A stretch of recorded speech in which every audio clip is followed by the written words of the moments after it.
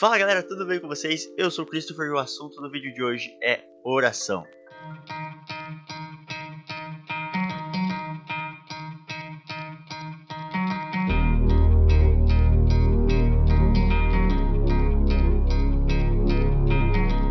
Exatamente, nós vamos conversar um pouquinho, provavelmente esse vídeo vai ser um pouco mais rápido, mas nós vamos falar sobre o beabá do cristão, o que todo cristão precisa saber, que nós como cristãos, nós temos como uma disciplina, não só uma disciplina, mas tem que ser um prazer pra gente, que é a oração, é conversar com Deus. E eu quero começar essa nossa conversa sobre oração trazendo uma frase. Eu ouvi essa frase, ela mudou totalmente a minha forma de orar e a minha forma de ver oração, principalmente na própria palavra de Deus. Essa é uma frase que diz assim, que a oração, ela é concordar com o que Deus quer fazer, e a adoração, ela é concordar com quem Deus é.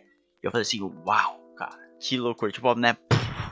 Mind blowing, explodiu a minha cabeça, meus neurônios pararam de funcionar naquele momento, porque é algo que eu nunca parei pra pensar, que muitas vezes quando a gente ora pra Deus pedindo as coisas, e não que esteja errado, porque a própria palavra fala que a gente pede e nos será dado. Óbvio que Deus vai dar pra gente aquilo que é conforme a vontade dele. Se o que a gente tá pedindo tá de acordo com a vontade dele, ele vai dar porque tá no plano dele, tá certinho. Quando não é, ele vai tentar mostrar pra gente que o que a gente tá pedindo tá errado. Tanto é que a própria palavra fala que quem intercede por nós, quem pede por nós é o Espírito Santo, porque nós não sabemos como pedir, né? Então, assim, oração é uma conversa que também a gente usa muito como lista de desejos. Mas o que eu quero trazer pra gente hoje, né, sobre a oração, porque a oração, ela é algo mais íntimo, é um momento de intimidade com Deus que a gente tem, é um momento onde nós temos ali, nós derramamos nossas lágrimas, derramamos tudo aquilo que nós sentimos de alegria, de tristeza, de desconforto, enfim,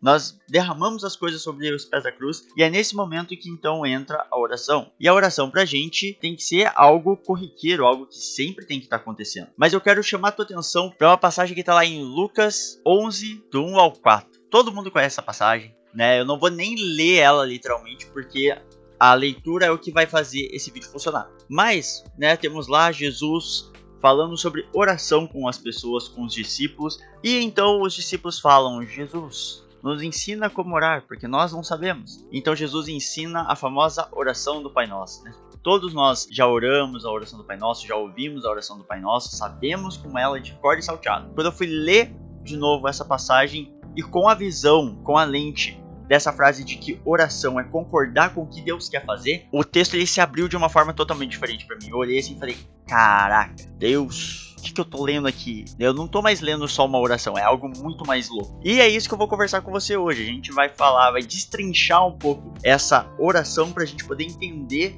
o que é que Jesus estava tentando ensinar, fora uma oração em si, mas uma forma, um tipo de fórmula de oração. Então a gente tem ali, né, no primeiro versículo nós temos Pai Nosso, santificado seja o teu nome, venha a nós o teu reino. Então aqui nós temos, né, o primeiro versículo fala sobre isso. Então aqui nós temos 3 pontos de afirmações e confirmações do que Deus quer fazer, né, através de uma oração. Jesus ele tá afirmando, ele tá confirmando pra gente que Deus quer fazer. O primeiro é, ele fala do Pai Nosso. Ninguém chamava Deus de Pai até então, até Jesus chegar e falar Pai Nosso. Então aqui Jesus ele já confirma o que? Olha, Deus quer um relacionamento com a gente. Ele quer fazer, ele quer ter um relacionamento íntimo com a gente, como um pai. E aí você fala, uau, que da hora. Aí nós temos, santificado seja o teu nome. O que é? Que não há nome maior que o dele. Nenhum nome é mais santo e mais puro e mais poderoso do que o nome do próprio Deus. Então aqui nós já temos 2 afirmações, 2 confirmações do que Deus quer fazer. Ele quer que nós tenhamos uma intimidade com ele, ele quer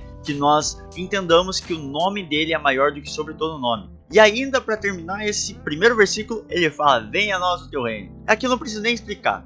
Deus ele quer que o reino dele venha e se faça presente no nosso mundo natural, né? Que é o quê? A gente ouviu, né, que Jesus fala que assim que este evangelho do reino for pregado, for entregue às pessoas, ou seja, o reino se estabelecendo. O Éden era o céu na terra, era o próprio reino de Deus estabelecido na terra que foi perdido depois do pecado, e Jesus vem para mostrar que Deus ele quer restaurar isso, ele quer trazer novamente o reino dele para nós. Então, além de ser uma petição, né, venha a nós o teu reino, nós estamos pedindo que o teu reino venha, nós também estamos afirmando que Deus quer realmente fazer isso, ele quer que o reino dele venha. Então só nesse primeiro versículo a gente já sabe que Deus quer uma intimidade mais profunda conosco, ele quer que a gente entenda que o nome dele é um nome maior sobre todos os nomes, que não há nome mais poderoso que o dele, e que ele quer que o reino dele venha. Cara, só que eu podia parar, mas eu não vou porque o negócio o bagulho é muito mais baixo, como dizem.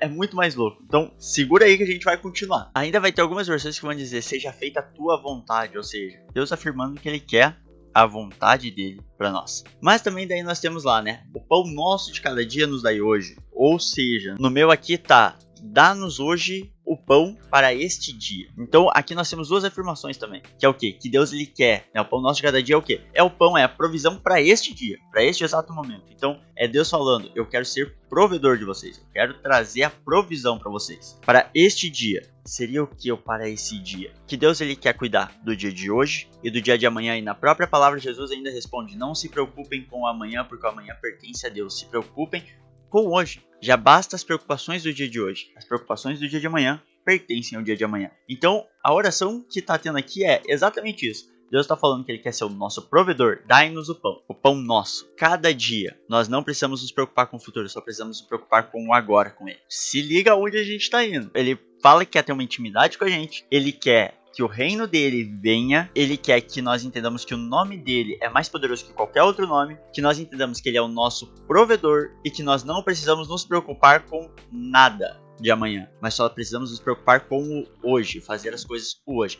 Cara, é muita loucura. Então vamos lá, vamos continuar aqui para o vídeo não ficar muito longo. E perdoa os nossos pecados, assim como perdoamos aqueles que pecam contra nós, e não nos deixeis cair em tentação. Então aqui a gente tem, né, perdoa os nossos pecados, assim como nós perdoamos a quem nos tem ofendido. Aqui são também mais alguns pontos, que quer dizer o quê? Perdoa os nossos pecados. Aqui é uma afirmação, né? É uma concordância de o que Deus ele quer fazer, ele quer nos perdoar. Tanto é que ele deu o próprio filho dele para morrer por nós, para que nós possamos ter os nossos pecados perdoados e podermos acessar o arrependimento. Então, cara, aqui ele já explica. Só que ele ainda fala o quê? Assim como nós perdoamos aqueles que pecam contra nós, aqueles que nos devem, assim como nós perdoamos, ou seja, Deus está falando aqui o que Deus quer que a gente coloque a oração. Lembrando, a oração é concordar com o que Deus quer fazer. O que ele quer fazer? Que nós tenhamos um coração como o dele, um coração perdoador, um coração que ama. Então a pessoa fez mal pra você, perdoa. A pessoa passou reto e você nem deu oi, perdoa. Entendeu? É isso que ele está falando, perdoa. Porque a palavra fala, amai-vos uns aos outros como eu vos amei. Ame ao próximo como a ti mesmo. Perdoa os meus pecados, assim como eu tenho perdoado quem pisou na bola comigo. É isso que ele está falando que nós temos que ser. Ele quer nos perdoar e ele quer que nós perdoemos, que nós tenhamos um coração perdoador como o dele. E aí nós temos aqui, e não nos deixeis cair em tentação, né? Não nos deixeis cair em tentação. É uma súplica. E o que quer dizer isso? Uma súplica do que Deus ele quer que nós façamos. Ao mesmo tempo que ela é uma súplica, ela é uma concordância. Nós suplicamos para que ele não nos deixe cair em tentações, mas é uma afirmação de que ele não quer que nós caiamos em tentações. Tanto é que a própria palavra fala que não vos sobreveio tentação alguma que não podeis vencer. Então o próprio Deus já afirma isso pra gente. Quando a gente fala de oração, a gente normalmente pensa que envolve palavras bonitas, que envolve um ambiente específico, um lugar específico, e não necessariamente. O próprio Jesus fala, quando vocês forem orar, não sejam como os fariseus que andam por aí orando em voz alta para que todos vejam. Entre no teu quarto, fecha tua porta, fala com seu pai em secreto, que seu pai que te vê em secreto o recompensará. Oração é uma conversa, é intimidade. Por que é quarto? Por que é secreto? Por que é um quarto? Porque o quarto é lugar de intimidade. Quando você é casado, o casal ele tem intimidade no quarto. É no quarto onde eles se sentem seguros para terem a intimidade deles. E a mesma coisa acontece com Deus. Por que quarto? Porque é um lugar de intimidade. Mas nós sabemos que a palavra fala que haverá um tempo onde os adoradores adorarão em espírito e em verdade, e não haverá um lugar X e um lugar Y para adorar. Não será no monte tal e nem no monte aqui. Então, Jesus ele traz isso, que oração é um lugar de intimidade. E é um lugar onde nós devemos concordar principalmente com o que Deus quer. Porque a oração ela não muda quem Deus é, mas ela muda muitas vezes a gente. Quando você ora por alguém que você não gosta, né? Você ora pelos seus inimigos, que é isso que Jesus fala. Ame seus inimigos, ore por eles. Você ora falando assim, Deus, só me deixa longe dessa pessoa, por favor. Amém. Aí você vai orando, Deus vai gerando um amor em você e daqui a pouco você fala, Deus, só perdoa ele porque ele não sabe o que ele faz. Depois de um tempo você fala, Deus, Só faz eu poder conversar com ele. Daqui a pouco Deus coloca um amor em você e você fala, Deus, só transforma a vida dessa pessoa. Ele não gosta de mim, é meu inimigo, mas eu oro porque eu amo ele, porque o Senhor me mandou fazer isso. Então a oração ela é muito mais a gente necessita do que Deus necessita. Deus ele gosta muito de ouvir a gente, ele quer ouvir, mas nós para termos esse bate-papo, essa troca de ideias com Deus, nós precisamos da oração. A oração é isso que traz pra gente. Então, o meu convite para você e o desafio que Deus tem trazido para mim e que eu estendo para você aqui é a nossa oração ser mais centrada e firmada nele. Quer dizer, eu não sei como orar. Ora a Bíblia. A Bíblia tem um monte de oração, os próprios discípulos já oraram a própria Bíblia, a própria palavra. Então, ora a palavra se você não sabe o que você orar.